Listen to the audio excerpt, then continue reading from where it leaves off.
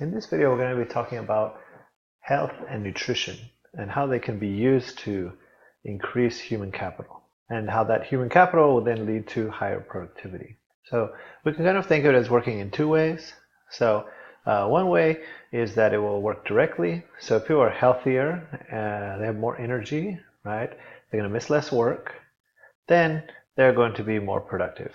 So they have less missing work days. When they come to work, they can work harder, work longer hours. If they're self-employed or they're a farmer or something like this, again, they're going to be more productive. They're going to both have more mental and physical energy. And we can think of another way that this is going to work, and that's sort of indirectly. So it could be better health, but also especially better nutrition, especially in children. We're going to get better child development. Okay, what I mean, you're going to have children that are developing on time. They're not having lags. They don't have delays of various kinds. And this is going to make a big difference. It'll make a difference in their physical human capital as adults, but it'll also make a difference in their ability to build human capital through education and learning. Okay.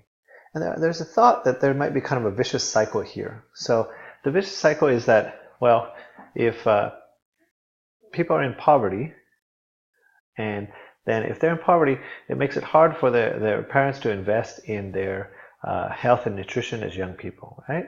So we get this idea though, well, this poverty leads to bad nutrition and bad health as a child. And then that then affects learning and human capital development, so that they end up with low human capital as adults. And this leads them back into poverty, right? So there's sort of a cycle of poverty idea about nutrition and health. And so governments want to think of policies they can do to try to break this cycle.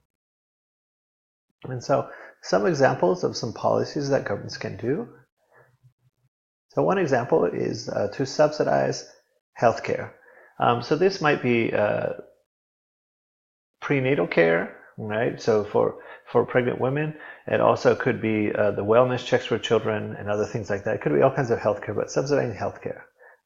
The second one will be vaccine programs. Okay, so this is usually a very good bang for your buck in countries that have a pretty high level of some preventable diseases. Vaccine programs, nationwide vaccine programs, can greatly reduce these effects or get rid of them altogether and have a big difference on people's health. And especially since most of these diseases happen to children, they have a big difference on child development. A third one, this kind of obvious one about with low nutrition, breaking the cycle of poverty, is school feeding programs. So the original idea of school feeding programs is that these programs will allow students who maybe at home are not getting very good nutrition to get at least one or two complete meals at school, and this will help their development. And kind of a fourth one would be the conditional cash transfers that we talked about earlier.